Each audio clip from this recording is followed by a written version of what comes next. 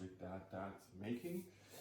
Today I'm gonna make something that I've seen on diners, drivers and dives called kolaches. You can make them sweet, you can make them savory. I'm gonna make enough dough that I'm to attempt both. So, but let's start with our dough first, okay? So I've already put 2 packets, or basically 2 tablespoons of dry yeast in some warm milk so that that can activate, and just give it a little bit of a stir here. So then I'm gonna need 6 cups of sugar, 6 cups of flour. So that's 2, that's 3, that's 4, that's 5, and that's 6. Oh yeah, I need to add 1 tablespoon of sugar to my dry yeast as well. So just give it a bit of a stir. So then half a cup of sugar. If you're making savory or just savory ones, then just leave away the sugar. But I am going to make both, and I think a little bit of sugar never hurt anyone. So, and a teaspoon, where have I? A teaspoon of salt. So that should be enough salt. Great. Then I'm gonna need to soften a 1/4 cup of butter. Just gonna pop that into the microwave for a few seconds to soften it up properly. So this is a yeast dough. So as you do with every yeast dough that you make sure that you have a warm place that you can leave it to rest for at least an hour. And for that, I have put my oven on 50 for a few minutes until it was heated up, and then turned it off and just kept the door closed. That way it can, it can rest in there for an hour. So have our butter in here. Then we need 4 egg yolks. So 4 egg yolks. So let's get that in here. Oh, come on. Doesn't want to open up. So 1 egg yolk.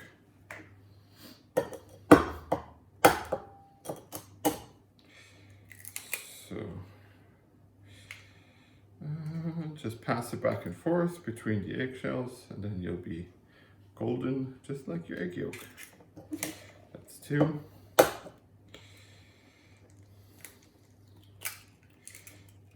that's 3.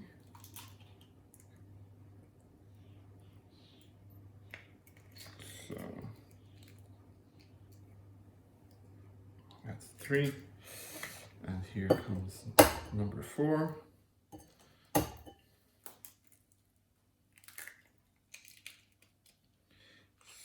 So let's pass it back one more time. So that's number 4. Don't throw away your egg whites, because like depending on what filling you make, you can still use that, right? Plus you want to brush the sides of your kolache later a little bit with it. So now let's mix that in, and add our milk and yeast mixture. Make sure that your milk is warm. So, because if you put your yeast into cold milk, it won't activate, right? And then your dough won't rise and just stay flat and, you know, and you want your dough to properly rise.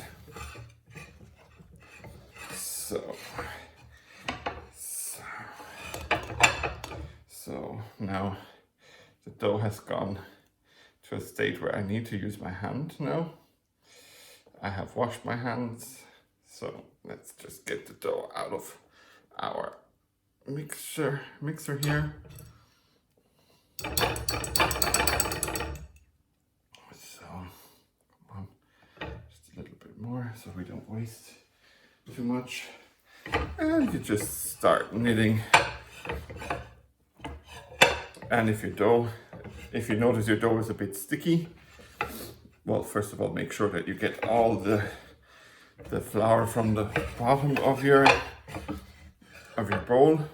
And if it's still super sticky, just add a little bit more flour, because you'll get your fingers out and you won't lose too much dough on your fingers. Now, just a sprinkle, of course, extra, and just add, you know, little by little. Because if you add too much, of course, again, you're going to make it too dry, and then your dough, again, won't rise because it'll be a dry old bit of dough. So let's just see that I can get this all off my fingers. So, come on. We don't want to lose too much. So please do get off my fingers. So, I might not be rolling in the dough, but I sure have some in on my fingers. Hashtag that joke. So come on. So as you can see, it is quite the sticky mess. So for next time, or before you do it, and I'll remember that for my own next time, flour your hands beforehand, because then the dough won't stick so bad. So let me just wash my hands here.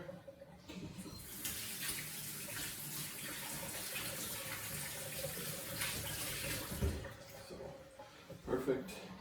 Then I'll just grab my spatula so that I can get everything off the sides as well into the mixture.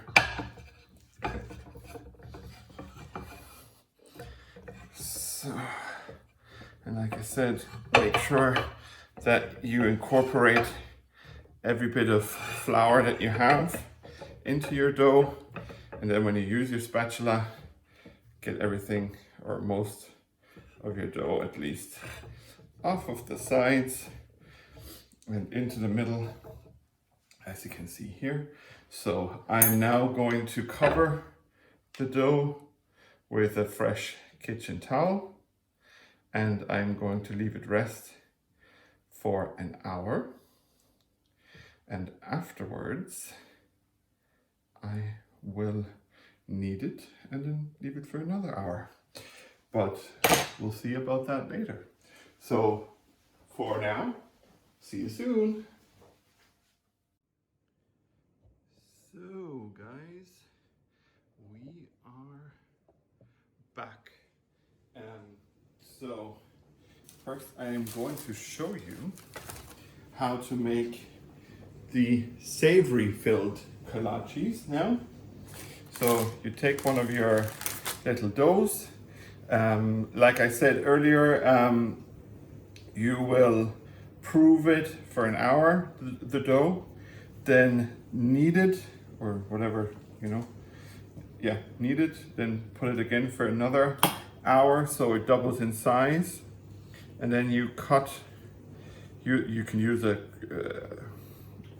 shape if you have one, or you use a cup or a big glass and cut these shapes out, and then put them into proof again for another 45 minutes. As you can see here, they have nicely come up, which is great. And now what I'm doing is I'm just pulling them apart a little bit so that I can fill them with the mixture, with my nacho cheese and mincemeat mixture. For the recipe of the filling, please check my Instagram, and my Facebook. It was too long for Twitter. So, and of course later on in the video you'll find it below as well. But as you can see, I'm just opening them up like this, and then I'm taking a big or a good spoon of my mixture filling. Just make sure that it's not too much.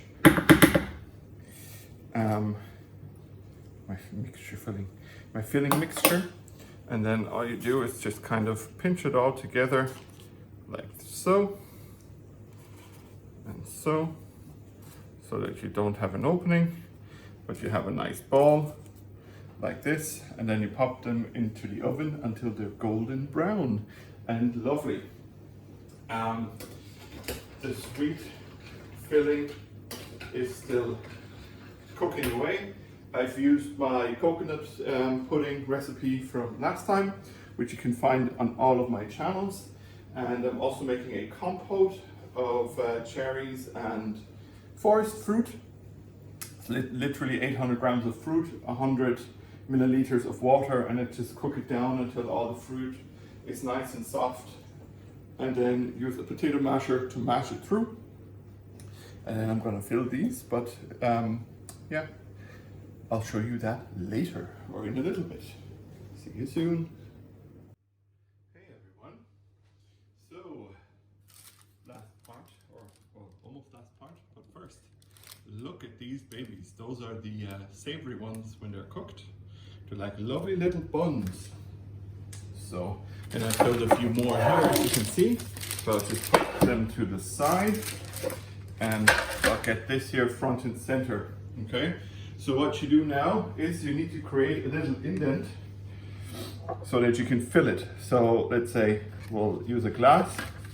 So use this glass here, and now I have a little bit of an indent there. So now I'm going to use some of my my pudding that I have here. You can make it like fancy schmancy if you use like a piping bag or something like that. So, and then I'm going to use a smaller spoon to again create a bit of an indent there. Is that visible? Can you see? Yeah, you can see roughly. And then I'm going to use some of my lovely compote that I made. This is, literally 800 grams of fruit with 100 grams of water and a little bit of sugar cooked down. Like, it has a good consistency. If you want, you can always, cook it down a little bit more. But as you can see here, it'll look something like this. And again, using my glass, using some of the pudding. And the coconut pudding, like I said, is a recipe that I've already done, which is super easy. Anyone can really make it. It's literally a can of coconut milk, 3 tablespoons of corn flour, and 3 tablespoons of sugar, and that's it. And then you cook it, until it's firm. So let's just see how these babies then turn out, huh? Well, at least I'm looking forward to seeing how they turn out. And most of these things, other than the, you know, the cook bit, because it's hot, you can, you know, leave even your smallest kids do. The compote is really hot. If you wait to cool it down, then of course your kids can help you fill as well. Mine is super hot now because it's freshly cooking, but I'll show you the end result in a little bit. So see you soon. Hey guys, as you can see, the kolaches are done. I made a lovely plate of the savory ones. I have a few more savory over here. And then you can see the sweet ones, you know, with the pudding and all. And they also look lovely and gooey in all of them. They're just fresh out of the oven, so they are hot. So I really can't bite into one, even though I really, really want to. So yeah, I hope you guys will try out your own variations. I mean, the fillings can be anything that you want. You know, doesn't matter if you just, you know, fill the savory stuff ones with something else that I have, or you can put some rosemary and some thyme into the dough and make it even more savory, you know, or yeah, make a different kind of pudding, make a custard for the filling for the sweet ones, you know. The limits, there are no limits really. So yeah, I had a blast making these. Thanks for the Triple D episode. That was the inspiration to make those, and now I'm going to, you know what? Here is one of the cool ones. So let me bite into it.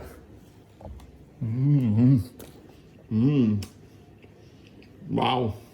Cheesy. Savory. Wow. Good bit of spice. You can see here, like, I'm not joking around. I'm not kidding with the fillings. So, oh dear. Yum, yum, yum. So, while I scarfed this one down before lunch, don't tell anyone, I might just put some bit of salsa to dip for, and maybe some sour cream, because it does have a nice kick with the chilies in it. But yeah, thanks everyone again as always for watching, and I hope to see you soon. If you like my videos, then please like and subscribe on YouTube. Follow me on Twitter and on Facebook and on Instagram. And if you want to support what I do and my son as well, then you know, go over to Patreon and maybe, you know, give me a few bucks to finance all of this and keep this going. So, like I always say, thanks everyone for watching. Steve is out.